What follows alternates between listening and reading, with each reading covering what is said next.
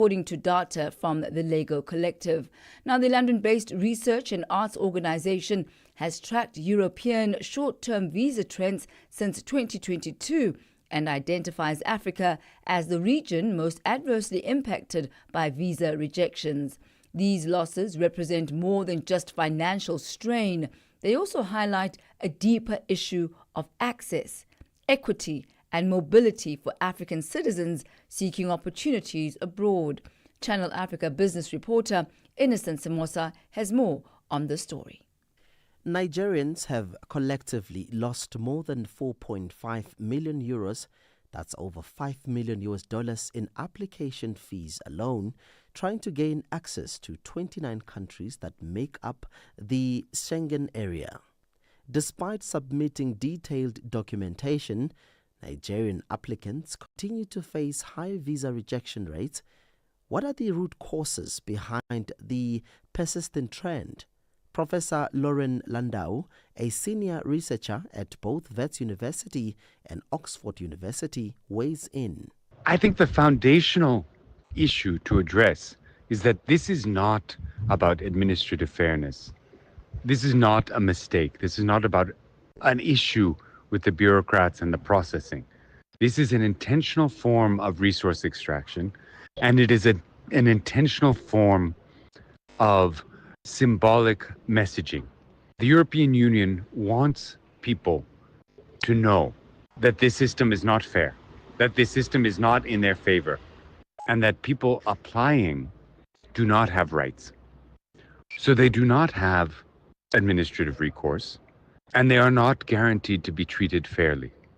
He describes the system as a quiet mechanism for draining resources from the African continent. This is a further way in which the European Union is extracting money from Africa, and doing so in a way that is essentially asking Africans to pay for border control. It is asking Africans to pay for messaging that they are not wanted within the European Union. According to Professor Landau, Nigerians are losing millions of dollars annually to non-refundable visa fees. It's unfortunate, he says, but people will continue to pay, hoping for a chance. Of course, they need to file the forms correctly. The documents need to be in order, etc., etc. That would be the case for any administrative process engaging with the Europeans, with Africa, with Australia, etc. But no matter what they do, they will be rejected. Much like South African and Home Affairs, the idea is to reject and then force someone to appeal. But in this case, you don't have that opportunity to appeal. You must just pay again. So at present, as an individual, the only option is to keep paying. So what can prospective applicants do to increase their chances of success? And are there any ongoing policy changes that could make the process more equitable? What we need is the European Union to hear a message from the Nigerian government, from the African Union and other African governments, that this is unacceptable, and to put at stake European investments, trade, resource extraction, etc. from Africa if they do not treat Africans more fairly in these processes. As visa costs rise and rejection rates remain stubbornly high, the burden on African applicants continue to grow. With millions lost each year and few clear answers, the call for greater transparency and reform is louder than ever. For many, the question remains, is the system designed to keep them out, or the cash is on their hopes? For Channel Africa News, I am Innocent Samosa in Johannesburg. Connecting Africa to the world. Africa in Business with Thami Ngubeni brings you the latest insights on Africa's economy. It is exactly 14 minutes after 4 p.m. Central African time as we turn our sights now to Zimbabwe, where President Emmerson Mnangagwa has signed into law a rather contentious bill that requires all motorists to buy a radio license before acquiring vehicle insurance, a move that has been termed by many as draconian. Now, under the amended Broadcasting Services Act, motorists must prove that they've paid a fee of $92 to the state broadcaster, the Zimbabwe Broadcasting Corporation, or the ZBC. This is before they can obtain licenses or insurance, and whether they're trying to renew those licenses or insurances. To give us greater insight into this, we joined this afternoon by Lennon Itai Ruizi, a registered legal practitioner of the Superior Courts of Zimbabwe. A very good afternoon to you. Great to have you with us on Africa in Business. Welcome. Good afternoon, Thami. How are you doing? Very well, thank you. But I'm sure a lot of motorists in Zimbabwe not too well after the signing of this new law. Give us a bit of perspective here. What is the reason behind the introduction of the car radio license fee in Zimbabwe? Thank you very much for having me. In terms of the new law that the President, Mr. Mnangagwa, has signed into law, the requirement is now that you have to pay for your radio license and your TV license before you are granted any motor vehicle insurance license and any roadworthy licenses that you would need in terms of the Zimbabwe National Roads Authority Act. That's quite draconian, and it has drawn a lot of ire from opposition groups, from the civil society, and generally a lot of members of the public. The reason for this new requirement, it appears, is to boost funding and revenue for our radio authorities in Zimbabwe, because in most cases people have not been complying to payment of these license fees. So as a way of raising income, the new Broadcasting Services Amendment Act now requires you to pay your radio license before you can then be given a roadworthy license and any insurance license that comes with any motor vehicle requirements. Are there any exemptions to this particular law, Mr. Ruizi? Yes, but it, as it stands, the act is not explicit. It appears you have to go and get an absolution or an exception from the authorities that your motor vehicle does not have a radio receiver, or you do not even have a radio in your motor vehicle. So if that absolution or that exception is granted, you are then exempted from paying the $92, which is quite a lot of money only for radio. So that is the exception that is presently available. And how is the government going to implement mechanisms that will be used to identify vehicles with radios? And how will this compliance be monitored? Is it feasible at all? Yes, traditionally in Zimbabwe, the Zimbabwe Broadcasting Authority and the authorities in general have implemented this requirement by placing their officers and their agents on the road, and they monitor each and every car, literally, for compliance with this requirement. So one would assume that this requirement, which has traditionally been there, will be retained.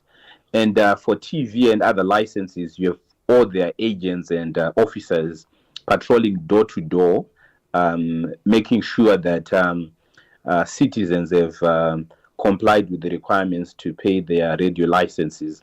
So in terms of the new act, that seems to be the requirement that has to be followed by members of the public, and that also the officers will have to implement by doing a door-to-door or check on traffic lights and their roadblocks where the members are complying with that requirement.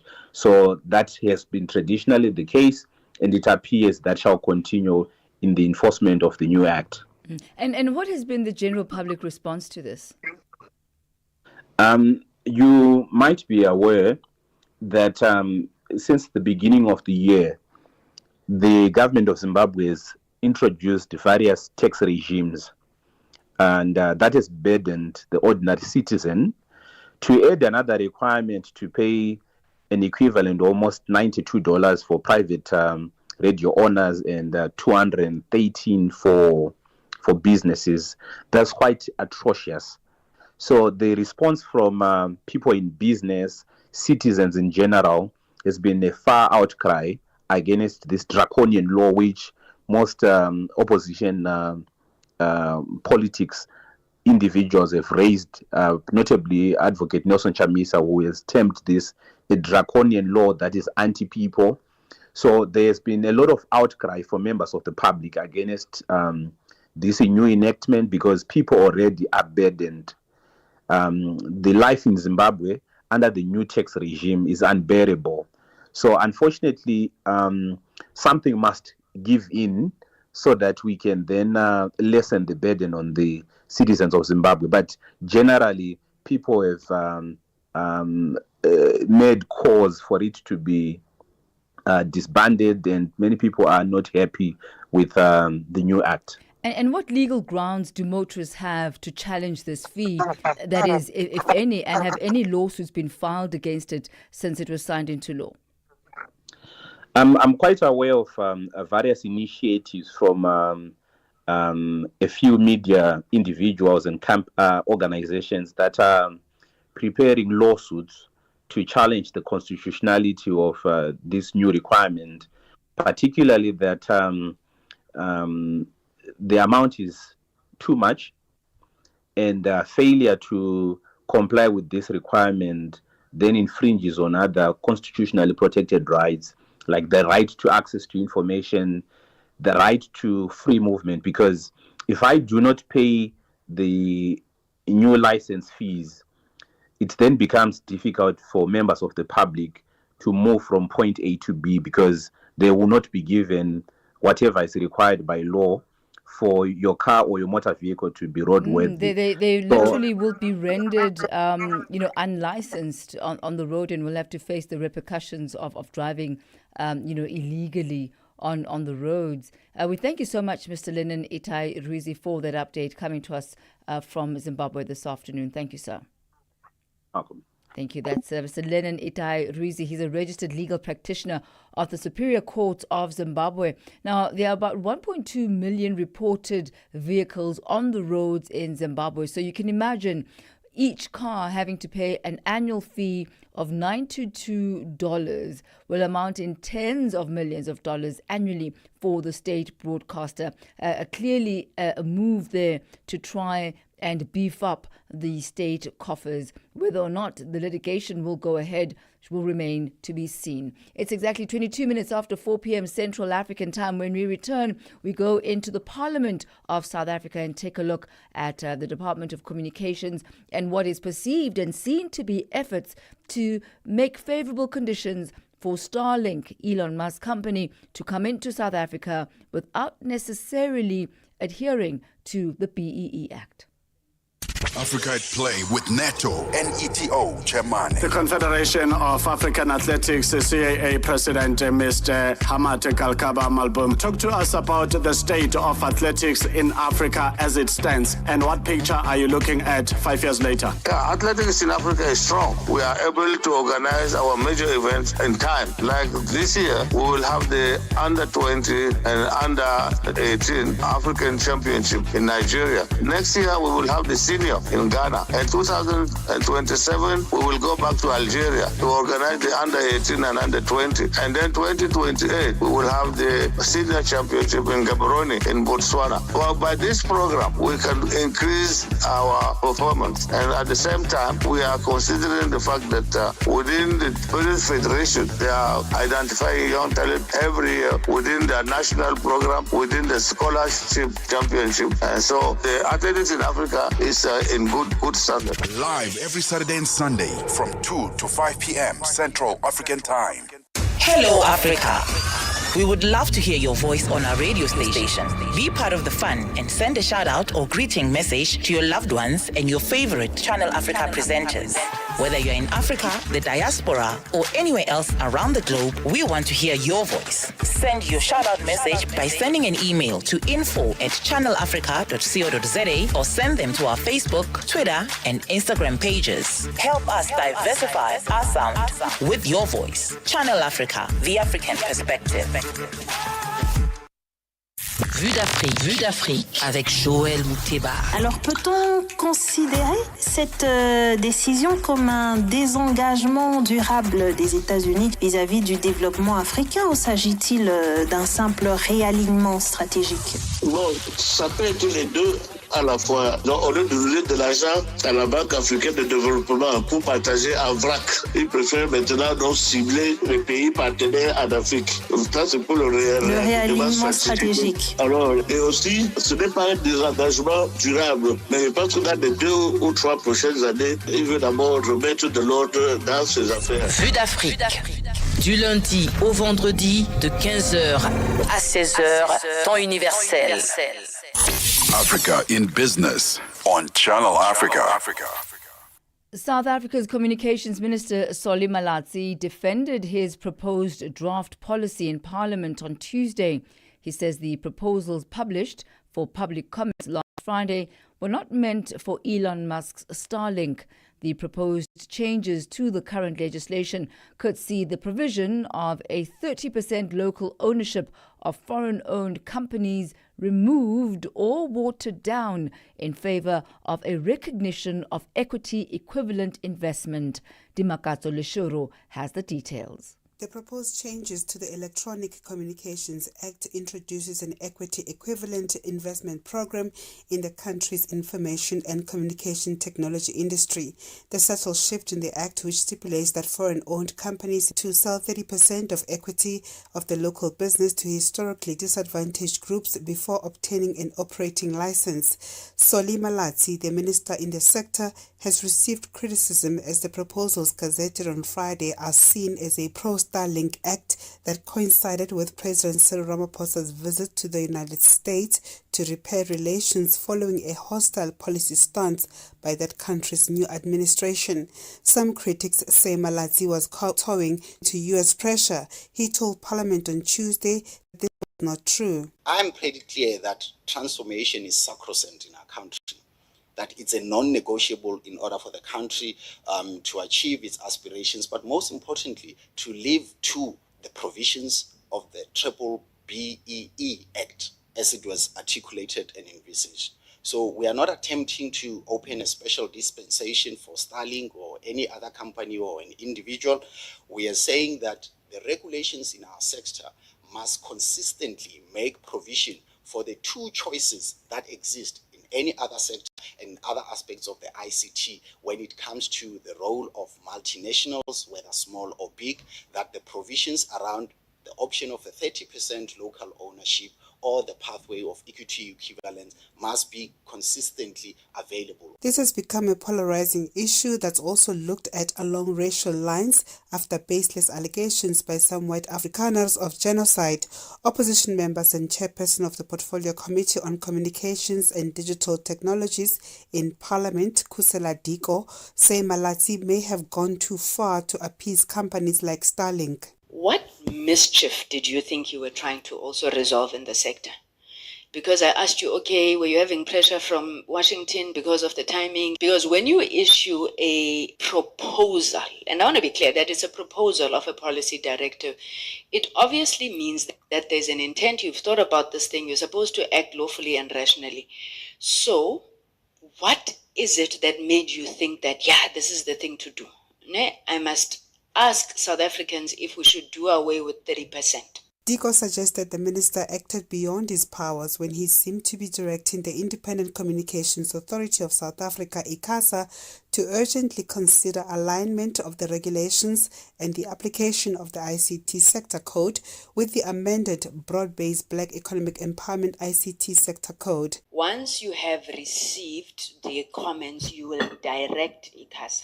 You will direct ICASA. Those were the direct words that you use. ICASA is a Chapter 9 institution, the Independent Communications Authority of South Africa. The section that you refer to in the ICASA Act in terms of the regulations doesn't say the minister must direct ICASA. It says ICASA can make regulations. Highlights alluded to the committee playing to the public gallery as these processes started last year already. The other sentiment in here, which I don't want to spend a lot of time around, of course, there is a lot of audience exhibitioning that is taking place. And that seems to say that you've got a minister who belongs to the Democratic Alliance, who somewhere has a conspiracy to make special dispensation for any interested businesses to operate in our country. This remains a topical developing story, and we'll keep you abreast of those developments. The big question is equity equivalent investment versus a triple BEE or direct equity transfer. Are special concessions being made in favour of Starlink? The Parliament Portfolio Committee on Communications and Digital Technologies still very much raising its concerns regarding these developments. It is now 4:30 p.m. Central African time. Let's take you to the markets desk where Buntle Hetbush is standing by with your latest market indicators. Business News on Channel Africa. The African Perspective. Thanks, Tammy. Good afternoon. Time to look at our final market indicators this afternoon. $1 is trading at 17 Rand 89 in South Africa. In Botswana, it's trading at 13 Pula 26. Namibia, it's trading at 17 Namibian dollars 89. The Zambian kwacha is trading at 27 kwacha 20 to the US dollar. In Kenya, the dollar is trading at 128 shilling 39. In Ethiopia, it's trading at 135 birr 69. In Uganda, it's at 3,627 shilling. In Tanzania, it's trading at 2,696 shilling. $1 in Nigeria is trading at 1,582 naira. In Egypt, the dollar is trading at 49 Egyptian pound 76. In Tunisia, it's trading at 2 dinar 97.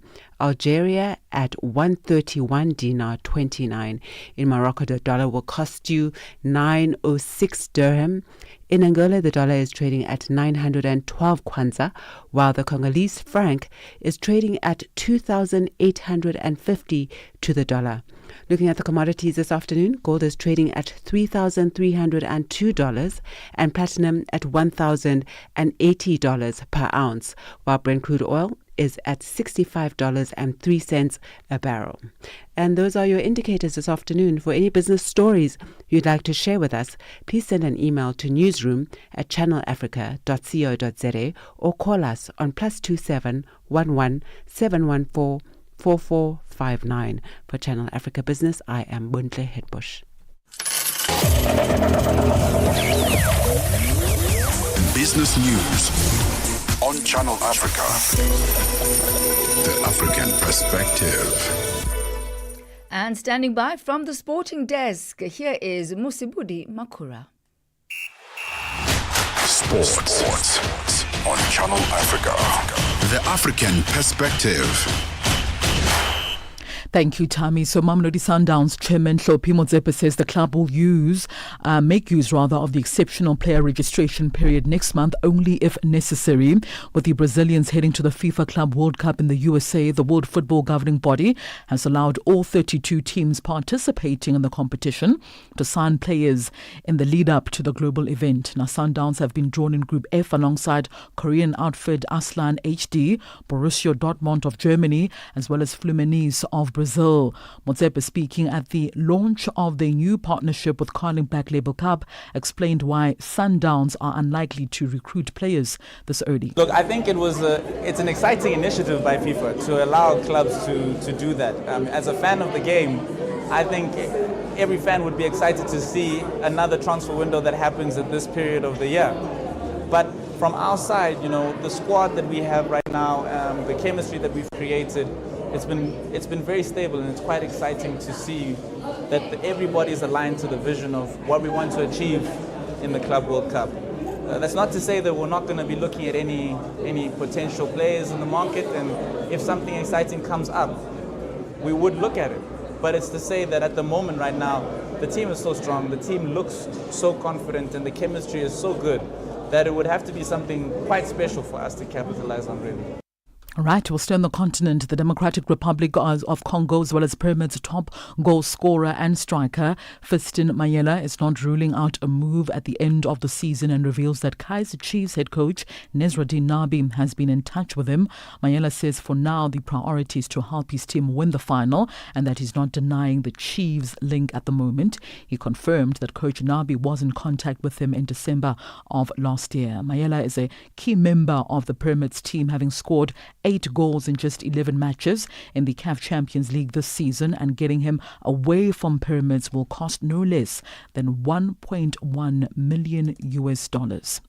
Further field now, Real Sociedad midfielder Martin Zumbi-Mendy is set to have a medical before completing a switch to Arsenal. So well-placed sources have confirmed to BBC Sport that all relevant documents in relation to the Spain international switch to the Emirates have been signed, with the deal entering its closing stages. The transfer is subject to a successful medical that Arsenal are in the process of organising. Now, once the 26-year-old passes the medical, Arsenal will be in a position to announce the player's signings. Now, Zumbi-Mendy has a reported $68 million release clause, with all payment structures between Sociedad as well as Arsenal already agreed. In addition to Zumbi-Mendy's imminent arrival, the Gunners want to also sign new centre-forward with Benjamin Sesko as well as Victor Goriez among the preferred targets for the Gunners ahead of next season. Well, Manchester United players are not finished for the season after Sunday's 2-0 win over Aston Villa. Immediately after the final Premier League game, the team departed to Asia, where they will play against Hong Kong's national team on Friday. So manager Ruben Amorim has taken 32 players on this trip. It is thought that the trip will generate about $10 million for the club. That also comes at the end of a season where United have played 60 games in all competitions. Last week, BBC Sport reported United have told some staff working at the Carrington training ground that they will lose their jobs in the second round of redundancies since Sir Jim Ratcliffe brought into the club just last season. Now, the latest cutbacks come against a bleak financial backdrop, with United losing more than $370 million over the last 5 years. And finally, Chelsea will take on Real Betis in the final of the Conference League tonight at the stadium in Wrocław, Poland. The winners of the Conference League will receive a total of $8 million. Now, this amount is the same as what Manchester United received for finishing as runners-up in the Europa League this season. Meanwhile, it's only a quarter of the Champions League winners take home, with the major European champions pocketing a whopping $28 million. The loser of tonight's match between Chelsea as well as Real Betis will take home $4.5 million. And that's a wrap of your sports news, Osawa. There'll be more sporting updates tomorrow morning on Africa Rise and Shine. For any sports stories you'd like to share with us, please send us an email to newsroom@channelafrica.co.za or call us on +27 11714 4459. For Channel Africa Sport, I am Mosibudi Makura. Sports on Channel Africa. The African perspective. Connecting Africa to the world. Africa in Business with Thami Ngubeni brings you the latest insights on Africa's economy. It is exactly 38 minutes after 4 p.m. Central African Time. Thank you to Buntle Headbush as well as Musibudi Makura. Do remember that you can let us know of any stories that are business or sport related that you believe we should be covering that would be of interest to our listeners both on the African continent and in the diaspora. You can send us your emails to newsroom@channelafrica.co.za. You'll find us on all the various social media platforms on X, Instagram and YouTube. We are at Channel Africa 1, and on Facebook you'll find us at Channel Africa. Africa in Business on Channel Africa. Now, Valterra Platinum, which is formerly known as Anglo-American Platinum, has debuted on the Johannesburg Stock Exchange this morning. The company will officially de-merge from its parent company, Anglo-American, on the 31st of May 2025. What this means is that Valterra will be a stand-alone company. Valterra listed on the Johannesburg Stock Exchange this morning, trading at $41.38 US cents. Notando Makutulela has more. Last year, Anglo-American went through a process of reviewing its strategy, which led to a decision to de-merge Anglo-American and its subsidiary company, Anglo-Plats. Due to this, Anglo-Plats decided to fly solo and, in so doing, rebrand itself. Anglo-Plats renamed itself Valterra Platinum, and as of Wednesday, 28 May 2025, it listed on the Johannesburg Stock Exchange. Our prospectus was issued, and so the demerger is effective on the 31st of May. And we then start listing or trading on the LSE Stock Exchange will commence on the 2nd of May, which is the Monday. The reason we've done that is obviously it's a wider capital market, but also it helps facilitate those Anglo-American shareholders that will get shares in Valterra Platinum to hold those shares into the future. Valterra CEO Craig Miller says the independent company will continue to focus on the PGM industry. PGMs are integral to countless technologies and processes that power modern life and which drive the energy transition in the future. Our PGMs also enable a cleaner air, smarter technology, and are used in more sustainable industrial processes. Our metals are in catalytic converters, which reduce diesel and gasoline engine emissions. The hydrogen fuel cells have the potential to power the future, and even in jewelry that marks life's most precious occasions. Valterra CFO Sayuri Naidu says the company has received financial support through its international leaders to go solo. We've actually already renegotiated all our debt facilities, and we've managed to secure sufficient funding to support our business through the next couple of years. So we've had support from local banks as well as our international lenders, so we've been able to ensure that we've got sufficient funding for our balance sheet. Anglo-American unbundled its platinum business to free up capital and management time to focus on its copper and iron ore operations. Meanwhile, Valterra says it aims to focus on its operational excellence, as it believes that PGM prices could be higher than where they are currently, given the deficits seen within the market and a positive outlook for PGMs given the changes in the nature of energy transition. Notando Makutulela, SABC News, Johannesburg. From markets to innovation, Africa in Business with Thami Ngubeni covers it all. With Africa's future in focus, Channel Africa, the African perspective.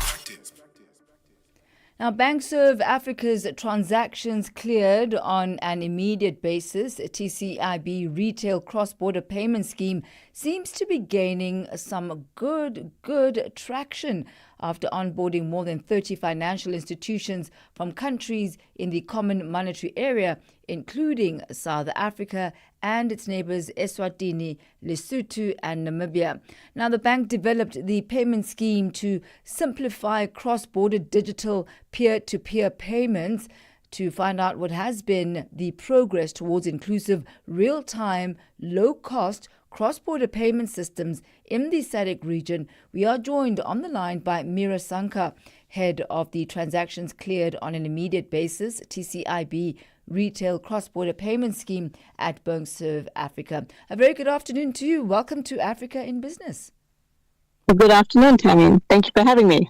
Perhaps let's start with some definitions here and really just explaining the mechanics of it all. Can you explain what the Transactions Cleared on an Immediate Basis system is and how it differs from the traditional interbank payment systems or even the mobile money platforms?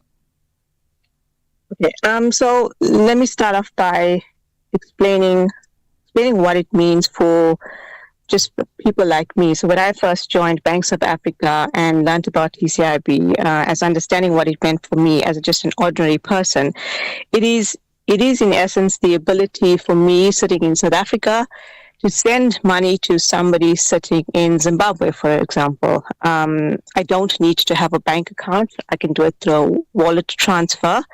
So it's built around bank to bank or bank to wallet and wallet to bank. And what it means for me is TCIB offers transactions that are low cost in value. Currently, we see transactions you pay about up to probably about 18% of your transaction cost goes on your fees. This doesn't happen with TCIB. We're lower cost. The payments are faster.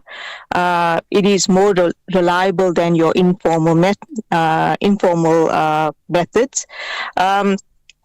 And it allows interoperability, which means that it allows us to exchange money through different platforms. TCIB operates on a 24/7 basis, and it's actually just doesn't rely on your kind of old school methods of bank to bank transfers. So you did mention that 18% traditionally of the value of the transaction goes to the fees, and that TCIB is remarkably cheaper. What are the numbers that we're talking about here? What can one expect to pay for those transactions? So though the transaction fees aren't set by TCIB, we obviously offer a fee that then goes out to our participants who are our banks, and the banks then put on their basic fee on that. But what we have found is that it is definitely lower cost than your traditional systems. But that number varies based on who our participating banks are. I've got costs here as low as 10 cents, as in $10 per processed transaction. Mm-hmm. And as you say, that can really fluctuate depending on who the banks are. But 10 cents per US dollar, that is remarkably cheaper than what the going rate is at the moment. So let's look at some of the changes to the Common Monetary Area, the CMA. Following those changes, what are the key challenges that continue to affect millions and also then limit trade with the current state of cross-border payments in the region? So even within the CMA region, you still have challenges like your regulatory not inconsistencies, but your regulatory differences between the countries that you operate between. And that becomes a huge challenge in terms of aligning what our regulators want and the way we operate within the different institutes cross-border. We spoke about the high transaction fee, and that's one of the big challenges that we face as well, that we're trying to get rid of.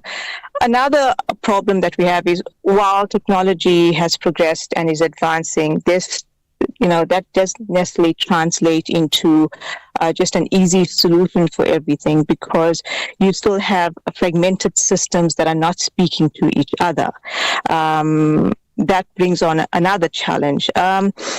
There's also obviously awareness of TCIB that is now starting to gain traction, and as part of the CMA directive, it's become a real game changer for TCIB. And what this directive now says is that by April 2027, all low value cross-border payments, and like you said, in your common monetary areas, have to go via TCIB.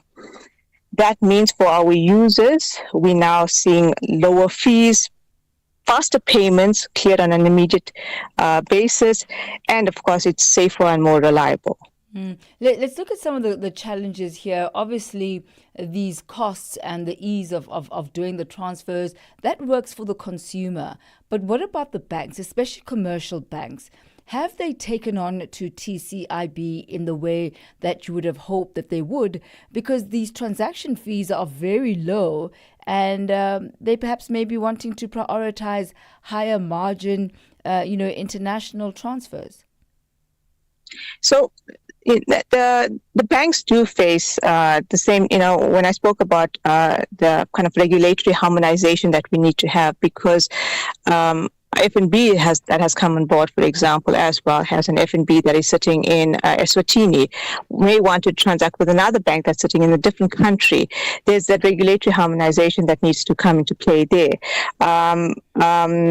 You get FNB, for example, again, who may want to sponsor a non-bank, and how that non-bank operates and what that means for FNB to take on a non-bank as a sponsoring bank.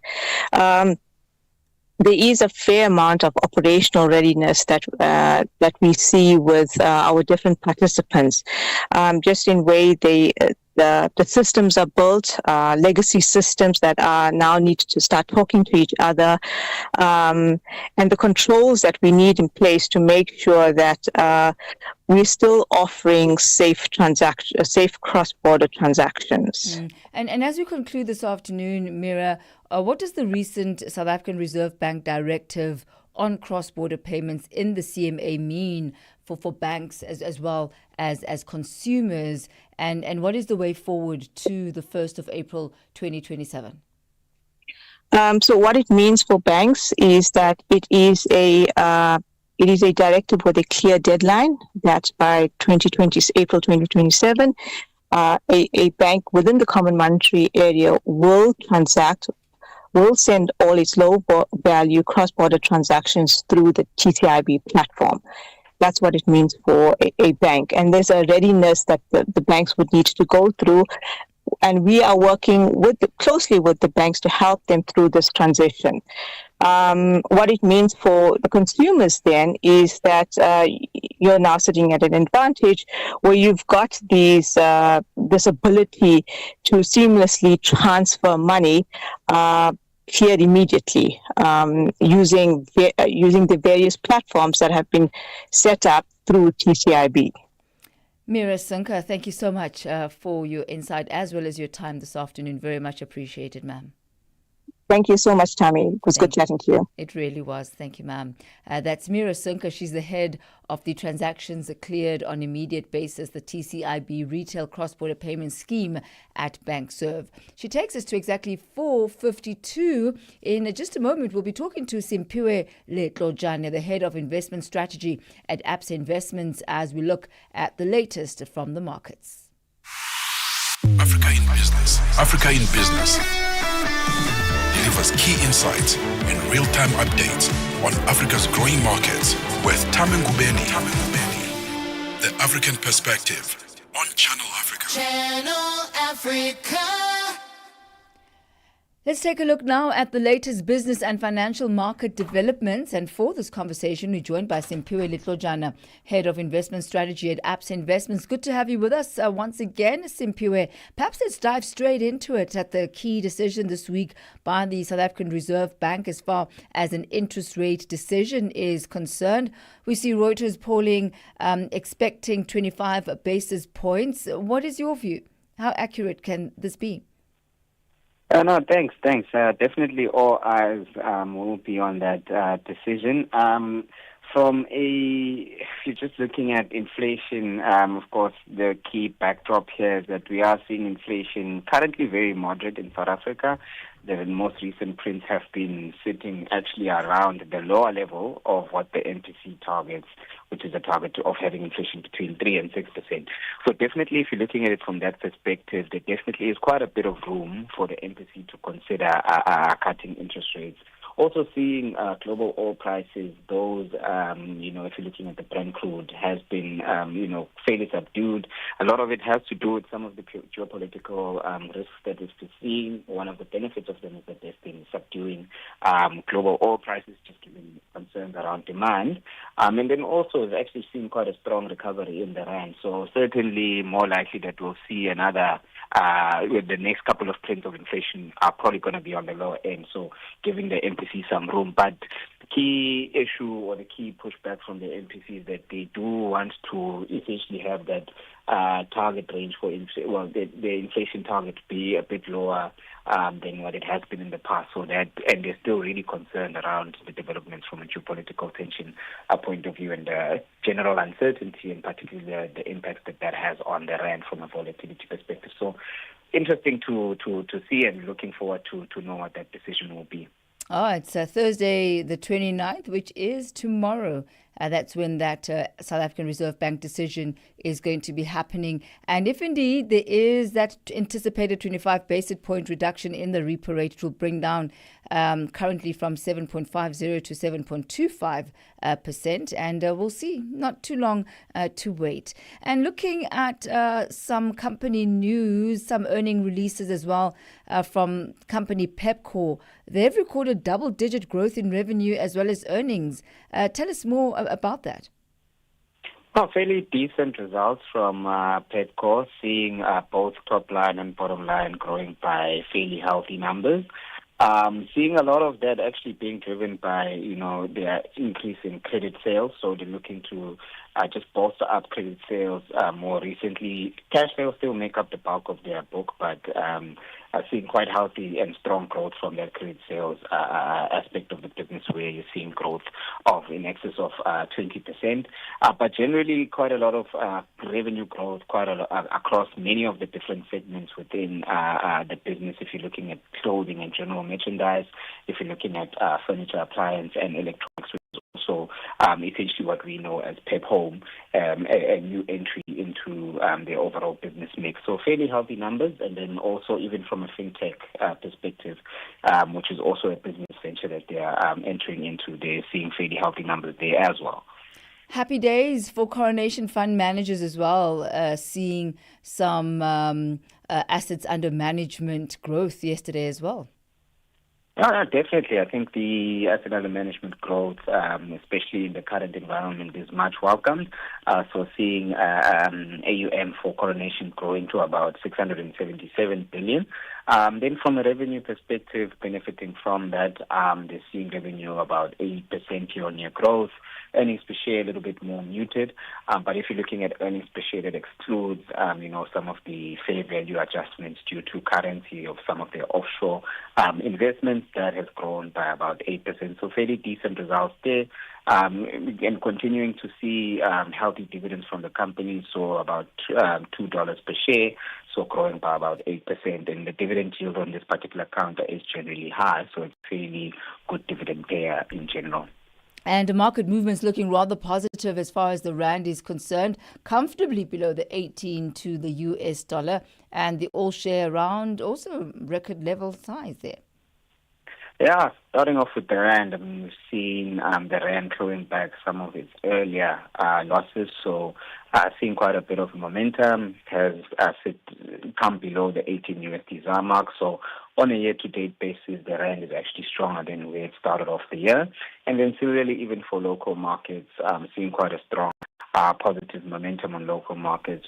A lot of the rally that we are seeing is fairly concentrated in terms of specifically being driven by resources, in particular gold, and gold counters benefiting from the rally in gold prices that we've been seeing, and gold really being the main hedging asset in this environment where there's quite a lot of uncertainty around what is happening in the US, what's happening in the globe, and that actually benefits in our local markets with some presence of global counters on our exchange.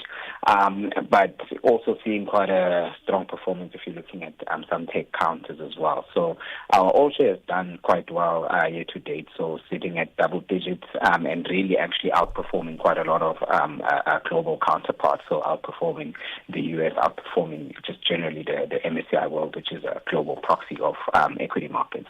Simphiwe Litlojane, thank you so much once again for the latest market news and developments. Thank you for your time, sir. It is exactly 4:58 Central African time. That's how we come to the end of Africa in Business today. That was Simphiwe Litlojane. He's head of investment strategy at Absa Investments. Coming up in just a moment, Vue d'Afrique with Joël.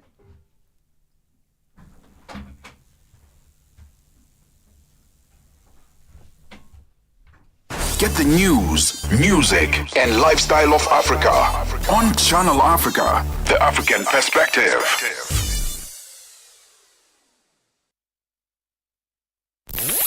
Connecting Africa to the world. Africa in Business with Thami Ngubeni brings you the latest insights on Africa's economy.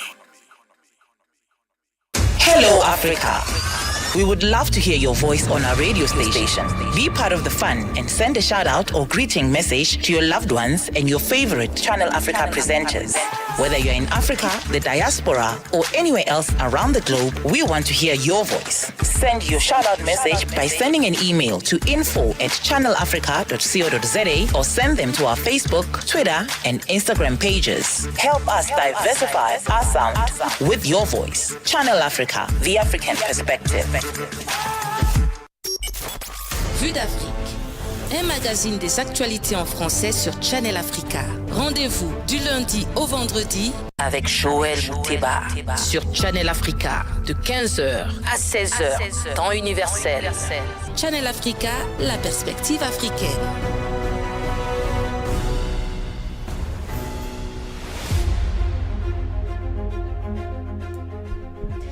Bonjour à tous et merci d'être encore avec nous sur Canal Afrique pour suivre Vue d'Afrique, le magazine d'actualité en langue française sur Channel Africa. Nous émettons depuis Johannesburg en Afrique du Sud et je suis Joël Mouteba à la présentation pour vous conduire tout au long de cette édition d'information dont voici les grandes lignes.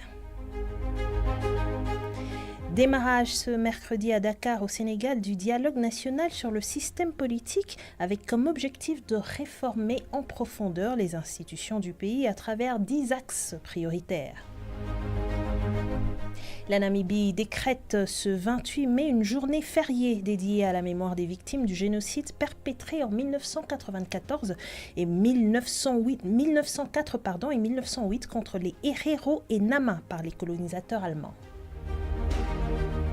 Et enfin, pour les grands titres de ce soir, au Niger, le dernier bilan fait état de 58 morts lors d'une attaque terroriste ayant ciblé dimanche une position du bataillon de renseignement et de surveillance à Eknewan. Voilà quelques-uns des titres qui vous seront développés après le bulletin d'information que nous présente Joël Kabongo. Bonjour Kabongo. Bonjour Joël. SABC, actualité. La perspective africaine. Bonjour à tous, bienvenue à cette nouvelle édition qui s'ouvre au Sénégal. Le dialogue national sur le système politique a été lancé ce mercredi 28 mai par le président Diomaye Faye à Dakar. Cette initiative vise à réformer en profondeur les institutions du pays à travers 10 axes prioritaires allant de la modernisation du système électoral à la redéfinition du statut de l'opposition. Elle réunit les forces vives de la nation dans un esprit d'inclusion et de refondation démocratique. Amadou Ba, leader du mouvement Nouvelle Responsabilité et finaliste de la présidentielle du mars 2024, a salué l'initiative, la qualifiant de geste d'ouverture à magnifier. Il a toutefois exprimé des réserves sur le climat actuel marqué par des restrictions des libertés et des arrestations. La Namibie a officiellement institutionnalisé ce mercredi 28 mai la commémoration du génocide des Herero et des Namas. Au programme de cette célébration, veillée à la bougie, discours présidentiel et minutes de silence pour ces hommes et femmes exterminés. Ce massacre perpétré entre 1890 et 1908 par les forces coloniales allemandes a marqué l'une des pages les plus sombres de l'histoire du pays. Après cette période tragique, le territoire est placé sous mandat de la Société des Nations qui le confia à l'Union sud-africaine à la suite de la Première Guerre mondiale. Mais sous l'administration sud-africaine, la ségrégation raciale est instaurée. Les populations noires, notamment les fermiers, sont expropriées. Il a fallu attendre en mars 1973 face aux tensions croissantes pour que l'ONU puisse reconnaître ce territoire sous le nom de la Namibie. Ce même mercredi 28 mai, la communauté économique des États de l'Afrique de l'Ouest, CEDEAO, célèbre ses 50 ans d'existence.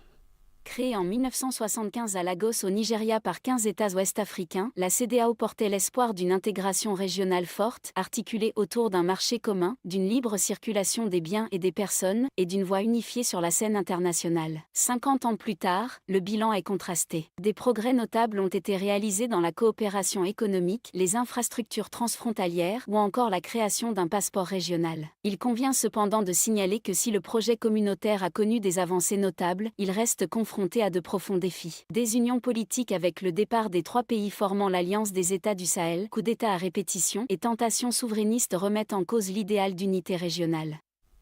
Et puis au Tchad, le parti de l'opposant Succès Masra, les transformateurs, a rejeté mardi les récentes accusations des tentatives de coup d'État portées contre son président. Les membres du parti transformateur dénoncent une instrumentalisation manifeste de l'appareil judiciaire à des fins politiques, accusant le régime en place de recourir à des méthodes autoritaires pour écarter un adversaire devenu trop influent.